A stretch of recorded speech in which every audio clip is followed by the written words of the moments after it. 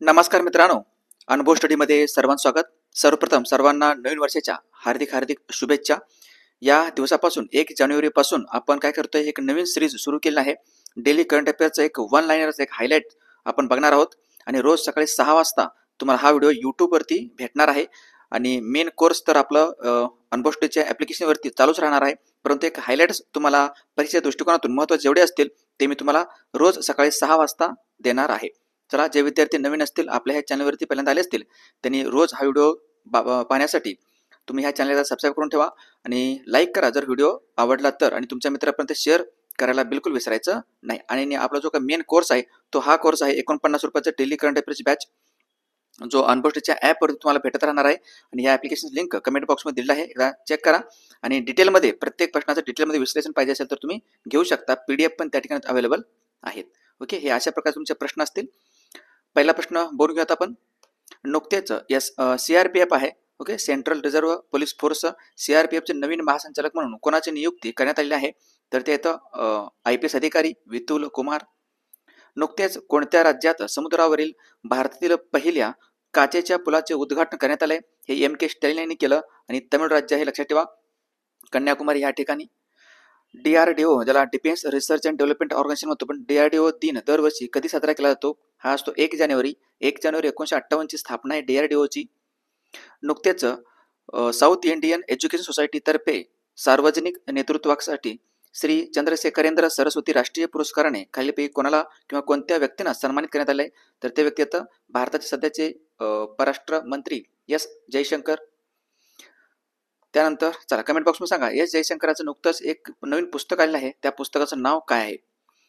Reserve bank of इंडियाने वित्तीय क्षेत्रामध्ये AI, ज्याला आपण कृत्रिम बुद्धिमत्ता म्हणतो आपण, त्याचा वापर करण्यासाठी कोणाच्या अध्यक्षतेखाली एक समिती स्थापन केलेली आहे? तर व्यक्ती आहेत पुष्पक भट्टाचार्य. आणि रिझर्व्ह बँक ऑफ इंडियाचे 26वे मुख्य गव्हर्नर बनले आहेत संजय मल्होत्रा. AICTE या संस्थेने कोणते वर्ष AI वर्ष म्हणून किंवा कृत्रिम बुद्धिमत्ता वर्ष म्हणून घोषित केले आहे? तर तो आहे 2025 हे वर्ष. नुकतेच मेलबर्न क्रिकेट क्लब, ज्याला आपण MCC म्हणतो आपण, मेलबर्न क्रिकेट क्लबने, ऑस्ट्रेलियामधील एक क्रिकेट क्लब आहे, या क्लबने कोणत्या खेळाडूंना मानद क्रिकेट सदस्य म्हणून घोषित केलं आहे? तर हे व्यक्ती मास्टर ब्लास्टर सचिन तेंडुलकर. नुकतेच निधन झालेले ओसामू सुझुकी यांचा संबंध कोणत्या देशाशी आहे? जे सुझुकी कंपनी आहे टू व्हीलरची किंवा फोर व्हीलरची, त्या कंपनीचे हे प्रमुख होते, अध्यक्ष देखील होते, आणि ही कंपनी आहे जपानची.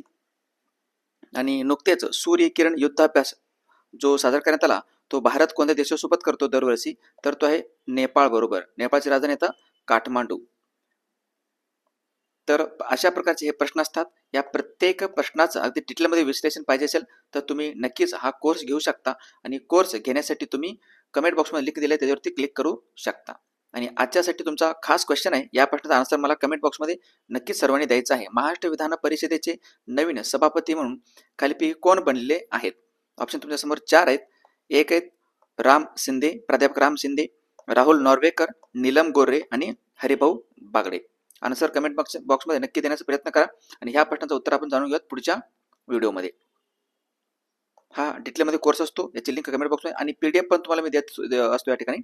तर PDF पण तुम्हाला पाहिजे असेल तर नक्कीच तुम्ही हा कोर्स खरेदी करू शकता.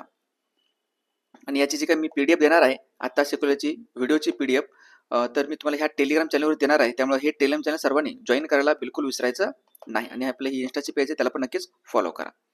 चला, इथं थांबूयात, आपण भेटूयात नेक्स्ट व्हिडिओमध्ये.